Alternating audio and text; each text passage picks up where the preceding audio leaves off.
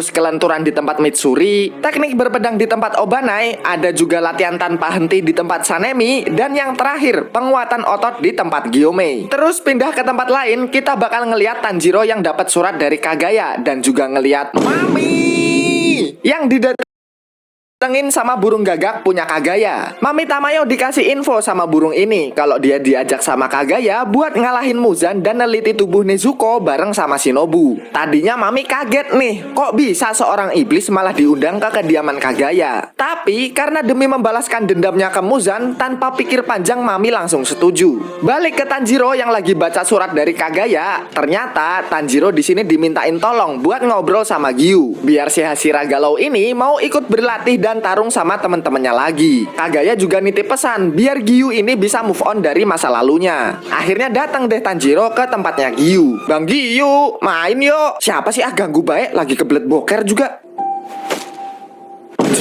Akhirnya ngobrol mereka berdua, dan Tanjiro juga cerita kalau orang-orang udah pada mulai ikut di pelatihan Hashira. Cuma Gyu malah kesel gara-gara Tanjiro nggak bisa mendalami kedatangan nih sama Tanjiro yang udah sembuh total dan bakal ikut di pelatihannya. Ya pokoknya di sini Tanjiro ikut latihan dan ketemu juga sama 3 istrinya Mamang Uzui yang bohai maksimal. Selain itu kita juga bakal lihat nih Sanemi sama Obanai yang lagi ketemuan. Sanemi masih penasaran tuh sama kejadian waktu mereka masuk ke Indro bareng sama Mamang Uzui. Mereka di sini bakal latihan pura-pura ngelawan iblis. Jadi entar Uzui bakal jadi iblisnya dan mereka semua harus ngalahin Uzui. Kecuali Tanjiro nih, dia ada tugas tambahan buat ngelindungin temen-temennya juga.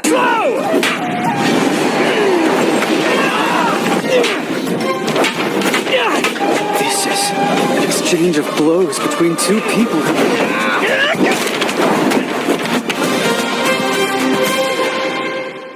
Walaupun ujung-ujungnya bonyok semua sama Uzui, setelah sesi latihan ini, para kroco sadar kalau mereka nggak sekuat Tanjiro dan para Hashira lain. Cuma mereka nggak minder, mereka tetap bakal berusaha buat ngedukung sekuat tenaga dari belakang. Besoknya, Tanjiro udah dibolehin buat lanjut ke tempat selanjutnya nih. Setelah pamitan sama Mamang Uzui, para istri dan juga teman-temannya, sampailah Tanjiro di tempat Hashira kabut.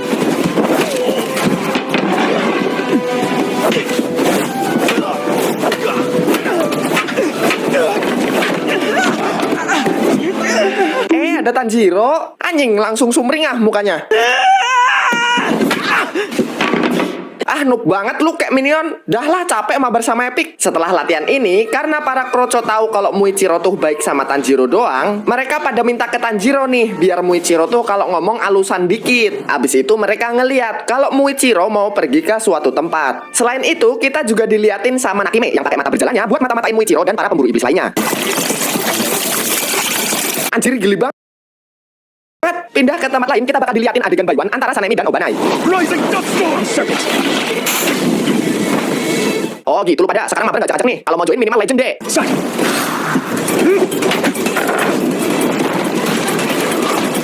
Singkat cerita di tempat pelatihan Muichiro, karena sekarang Tanjiro udah berkembang dan tahu semua yang diajarin sama Muichiro, akhirnya Tanjiro dibolehin buat lanjut ke tempat Hashira berikutnya. Lah, baru 5 hari gue di sini bang. Iya nggak apa-apa, kan kamu MC. Bang, kita boleh lanjut nggak bang? Udah 2 minggu bang. Apa lu loncat lanjut? Terus sebelum pergi, Tanjiro minta buat lomba nerbangin pesawat kertas nih. Soalnya Muichiro tuh punya hobi bikin pesawat ini. Dan kalau Tanjiro menang, dia minta biar Muichiro ngomongnya lebih halus ke temen-temen lainnya. Cuma sampai lomba selesai, Tanjiro nggak menang sama sekali coy. Terus ada satu pasukan kroco ngajuin diri nih. Siapa tahu dia bisa menang. Yang lain juga pada ikut ngajuin diri. Dan akhirnya jadi lomba nerbangin pesawat bareng deh mereka. Apaan ini cok, malah jadi lomba 17-an anjir. Singkat cerita,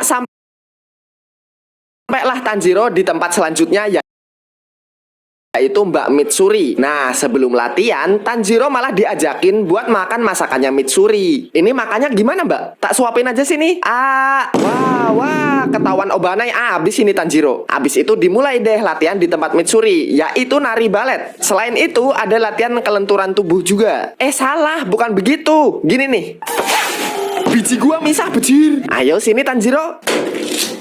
Singkat cerita, Tanjiro lanjut ke pelatihan di tempat Obanai. Langsung emosi jiwa mamang ular satu ini. Soalnya dia tuh sering surat-suratan sama Mitsuri, dan dia jadi tahu kalau Mitsuri sama Tanjiro sering berduaan waktu latihan. Kan apa gua bilang Tanjidor? Terus dibawa tuh Tanjiro ke tempat latihannya. Ini mah ruang penculikan, bejir. Tanjiro di sini harus bisa ngasih serangan ke Obanai. Cuma dia nggak boleh ngenain temen-temennya yang diikat. Walaupun awalnya Tanjiro keteteran ngelawan Obanai yang gesitnya kayak belut sawah ini, tapi akhirnya dia berhasil ngimbangin dan bisa ngasih serangan ke Obanai. Ya sebenarnya karena dia MC aja sih, jadi bisa lolos. Setelah selesai dan pamitan sama Obanai, Tanjiro berangkat ke tempat selanjutnya, yaitu tempatnya Sanemi. Cok, ayo kabur cok, mending pulang sumpah. Apa lu bilang? Wah, mama tolong! Terus dibawa balik tuh Zenitsu, dan mereka bakal latihan di tempat Sanemi. Baru hari pertama, bejir. Abis bersih-bersih selesai latihan, Tanjiro ngedenger ada suara G-nya. Terus dia nguping tuh. Ternyata di sini G-nya pengen minta maaf tentang kejadian masa lalu. Cuma Sanemi ini kayak bodoh amat gitu. Bahkan gak ngakuin G-nya sebagai adeknya dan nyuruh G-nya keluar dari ormas pemburu Saiton. Sedih dong, padahal G-nya udah sejauh ini bahkan rela makan daging iblis. Bilang apa lu tadi? Aduh, keceplosan.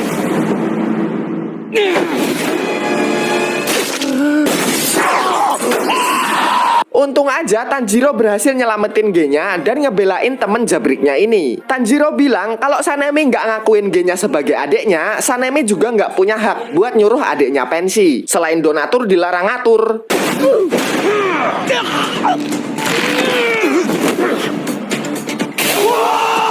Terus Tanjiro di sini minta tolong ke Zenitsu buat bawa G-nya pergi dari tempat ini. Udah, yuk kabur bang, kakak lu edan. Bacot lu itu kakak gua, anjing. Akhirnya pergelutan Tanjiro sama Sanemi berlangsung sampai sore. Dan setelah itu Tanjiro dapat teguran dari atasan. Selain nggak boleh ikut di pelatihan Sanemi, Tanjiro juga nggak dibolehin buat ketemu sama Sanemi dulu. Akhirnya Tanjiro sama Zenitsu lanjut ke pelatihan berikutnya, yaitu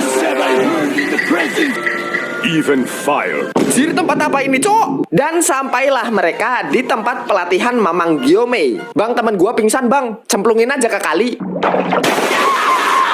Ada gila-gilanya nih orang. Sini bang, nempel di batu.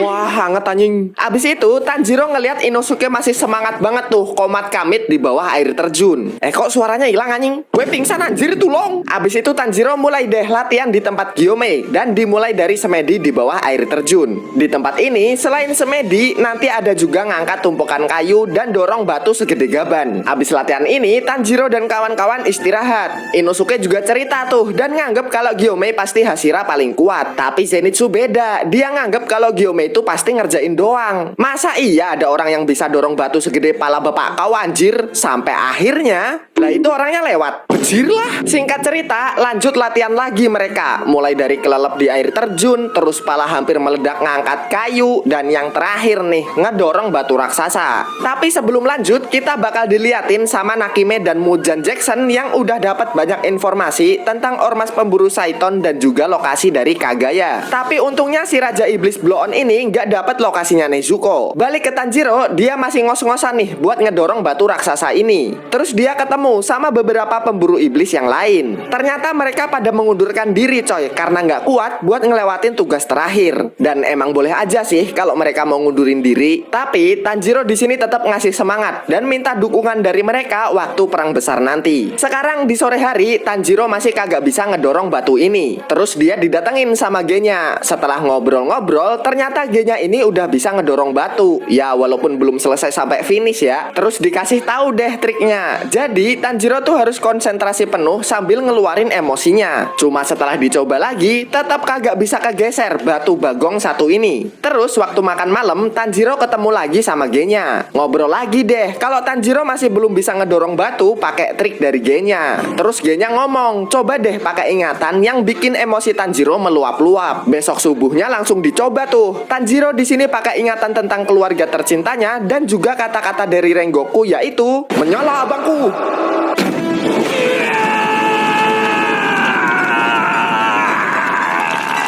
Inosuke sama Zenitsu juga ngeliat tuh. Walaupun Tanjiro awalnya kesusahan, cuma pada akhirnya dia berhasil ngedorong batu bagong ini. Inosuke jelas kagak mau kalah dong. Dia pakai trik yang sama kayak Tanjiro, tapi yang jadi motivasi Inosuke adalah tempura mantap. Tapi ya kedorong sih batunya, emang agak lain cok. Setelah teman-temannya udah pada bisa ngedorong batu, Zenitsu tiba-tiba dikasih sebuah surat sama burungnya. Isinya apa tuh bang? Rahasia dong. Pindah ke Tanjiro yang udah selesai dorong batu. Anjrit mau mati gue. Goodbye my friend. Anjay ketemu malaikat. Enggak, belum mati coy. Dia diselamatin sama Gyomei. Tapi ini BTW airnya udah Terus Gyomei di sini muji Tanjiro atas keberhasilannya dan juga ngebahas kejadian di desa penempa pedang waktu Tanjiro ngutamain keselamatan warga desa daripada adiknya sendiri. Tapi Tanjiro ngebantah kalau yang ngambil keputusan tuh sebenarnya adiknya, sedangkan dia waktu itu bingung mana yang harus diselamatin duluan. Tapi walau begitu, Gyomei tetap muji Tanjiro dan nganggep kalau Tanjiro tuh beda sama anak-anak lainnya, dimana anak-anak itu pasti egois dan mikirin dirinya sendiri. Terus cerita deh tentang masa lalu.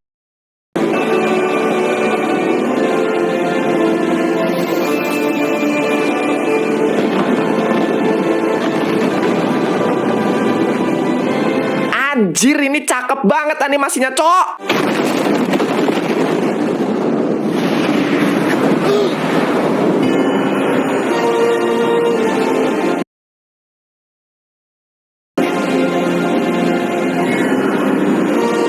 Langsung pada kaget dong para Hashira yang ada di deket sana. Terus kita ngeliat, walaupun Muzan udah diledakin, ternyata dia masih bisa beregenerasi. Muzan juga ngerasa kalau di sini masih ada jebakan lain. Dan tiba-tiba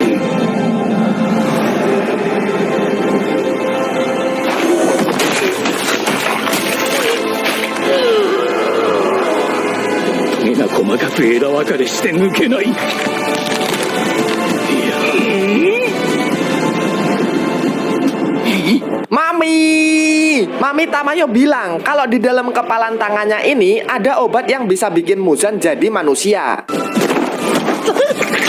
Weh anjing, ada gila-gilanya mami gua dicocol. Mami di sini bilang kalau dia mau nebus semua dosa-dosanya selama jadi iblis dengan ngebunuh Muzan. Terus dia panggil tuh Mamang Gyomei dan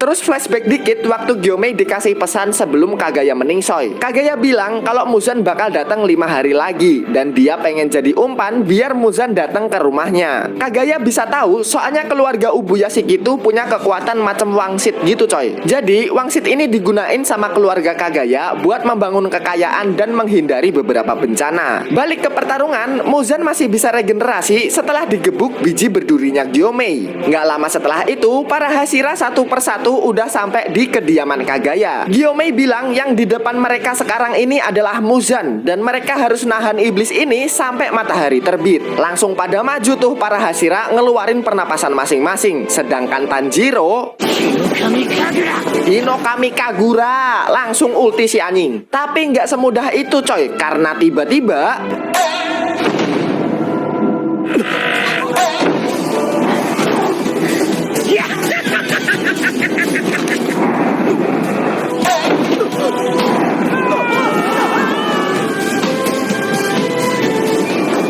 para pemburu iblis ternyata dibawa masuk ke Infinity Castle. Muzan di sini bilang kalau para pemburu iblis bakal dia bantai malam ini. Tanjiro juga nggak mau kalah. Dia bilang kalau mereka semua bakal ngirim Muzan ke neraka. Dan pertarungan sebenarnya antara para Hashira ngelawan Upper Moon bakal segera dimulai.